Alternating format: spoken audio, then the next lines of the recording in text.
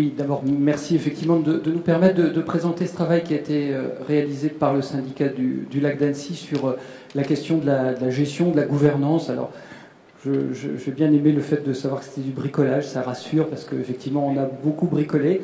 Donc ça veut dire qu'on était à peu près dans le juste. Juste un petit rappel sur le syndicat du lac, très brièvement. Lac d'Annecy, vous connaissez tous. Le syndicat du lac intervient sur le lac d'Annecy au titre d'une de ses compétences, une compétence assainissement collectif et non collectif, la question du traitement des déchets bien sûr, mais aussi l'aménagement et la protection du lac. Moyennant quoi, le lac appartient à l'État.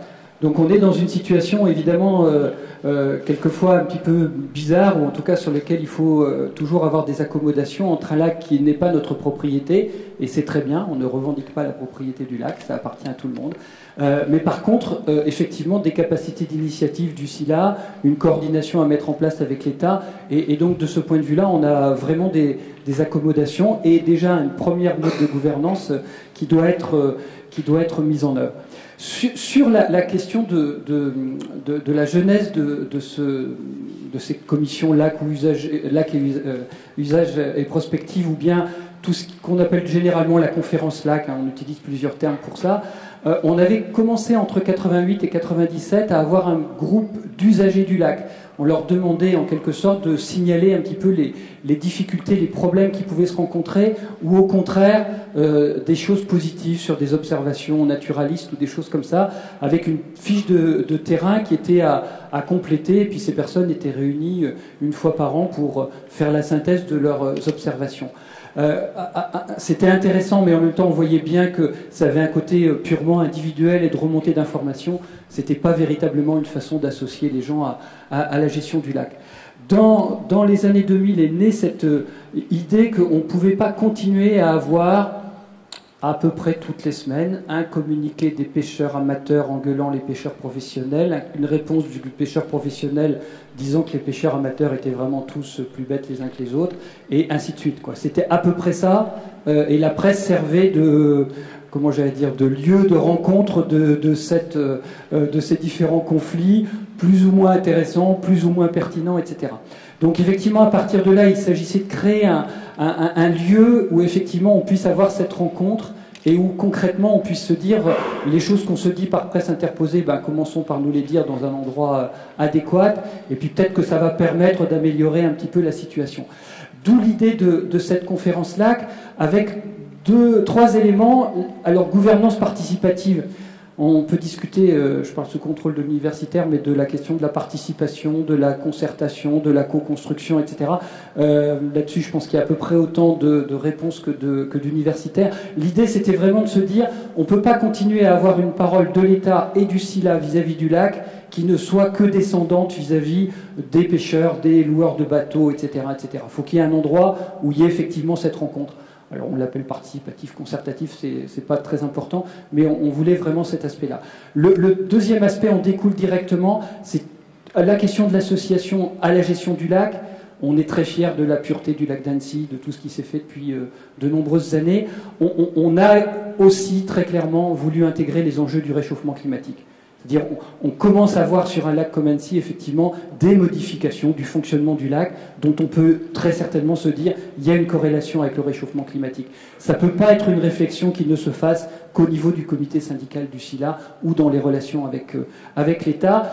Et puis, bien entendu, le dernier point qui était le plus urgent, le plus évident, c'était tout ce qui était lié à la prévention et à la résolution des conflits d'usage, notamment sur la question des vagues dans le Léman, vous connaissez cela, mais sur le lac d'Annecy qui est plus petit, vous voyez, il suffit que la vague soit pas bien haute pour que ça génère tout de suite beaucoup de discussions et beaucoup de conflits sur les différentes utilisations.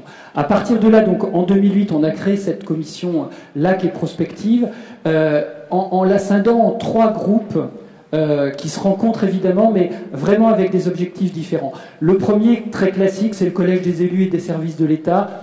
Au total, ça fait 70 membres qui sont invités, tout simplement parce qu'au-delà de la préfecture et des services de l'État et des collectivités, il y a véritablement je prends l'exemple du Conservatoire du littoral, du Conseil général, etc. Il y a beaucoup d'acteurs institutionnels qui interviennent sur le lac au titre des réserves naturelles, au titre des propriétés du Conservatoire du littoral. Il faut que toutes ces personnes-là puissent, à un moment ou à un autre, parler ensemble de leur projet sur le lac et des aspects réglementaires que ça peut générer. Le deuxième collège, qui était vraiment la chose qui n'existait pas du tout, c'est le collège des usagers. On l'a appelé usagers parce qu'on ne savait pas trop comment dire ça, quoi. Là-dedans, il y a les associations de protection de l'environnement, évidemment, mais il y a toutes les associations de riverains, ceux dont on parlait tout à l'heure, vous savez, on passe devant chez eux et ils habitent là depuis longtemps, etc. Toutes les associations de défense du patrimoine, évidemment tout ce qui est lié au sport et aux loisirs, les pêcheurs, les chasseurs, les professionnels. On a vraiment mis dans ce truc-là absolument tout ce qui pouvait avoir un lien avec l'usage du lac. En se disant, on ne crée pas des commissions, on ne crée pas des structures dédiées à telle ou telle activité, on met tout le monde ensemble. Et le jeu était vraiment très clairement là, c'est de se dire, on n'a pas 36 instances, on a un seul lieu, et ce lieu est celui de la société civile, si on veut bien l'appeler comme ça, quel que soit l'objectif qu'ils poursuivent. Donc là-dedans, on a vraiment des loueurs de bateaux individuels qui viennent, le responsable de toutes les grosses associations de protection de la nature, etc. Et puis le troisième collège, auquel très concrètement on fait peu appel aujourd'hui, sauf vraiment sur des cas un petit peu particuliers, c'est un collège scientifique, tout simplement parce qu'on avait pensé à ce moment-là qu'on aurait besoin assez fréquemment d'expertise scientifique pour alimenter la discussion ou les réflexions ou les propositions, soit du collège des usagers, soit du collège des élus. Dans la pratique, le collège des élus des services de l'État, on est vraiment dans de la décision, dans de la concertation. On s'accorde entre les élus locaux et l'État sur les différents processus qu'on peut mettre en œuvre, le règlement de navigation, que sais-je encore, tout ce qui est lié à la ressource halieutique dans le lac, et puis tout ce qui est lié à la définition de la ligne directrice à donner sur la gestion du lac. C'est-à-dire très concrètement, quelle est notre vision pour le lac 2030 ? Eh bien évidemment, il faut que ça soit partagé entre les services de l'État et le conseil syndical du SILA. Le collège des usagers, c'est vraiment l'instance d'information, de présentation des projets et de concertation.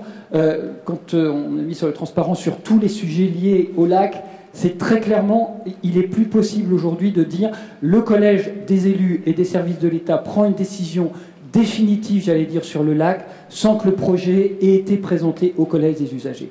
On a vraiment, pas ce filtre, c'est pas un filtre, au final ce sont les élus ou l'État qui prennent la décision, mais c'est véritablement un point de passage obligé, et c'est pas obligé au sens, comment dire, c'est gênant, quoi. C'est devenu vraiment quelque chose de tout à fait évident, il n'est plus question que ni l'État ni le SILA ne prennent des décisions en ce domaine sans qu'on ait fait ce travail d'information, de concertation, voire de groupe de travail, mais on va vous donner quelques exemples.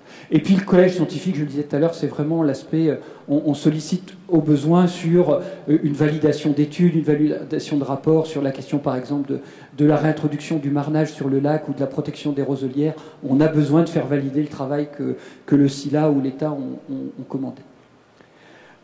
Quelques exemples de thématiques simplement pour vous donner, pour vous montrer que c'est vraiment extrêmement large, quoi. Ça va du règlement de police de navigation où effectivement on voit bien qu'il y a certaines associations ou certains usagers qui en ont rien à faire, pour lesquels d'autres c'est extrêmement important et complètement déterminant pour leur activité. C'est évidemment tout ce qui est lié à la cohabitation, c'est-à-dire tous les ans on fait un bilan notamment de la période estivale. Est-ce qu'il y a eu des problèmes? Est-ce qu'on a pu avoir des difficultés pour préparer la saison à venir? C'est tout ce qui est lié, par exemple, à la question de la servitude de marchepied sur le lac.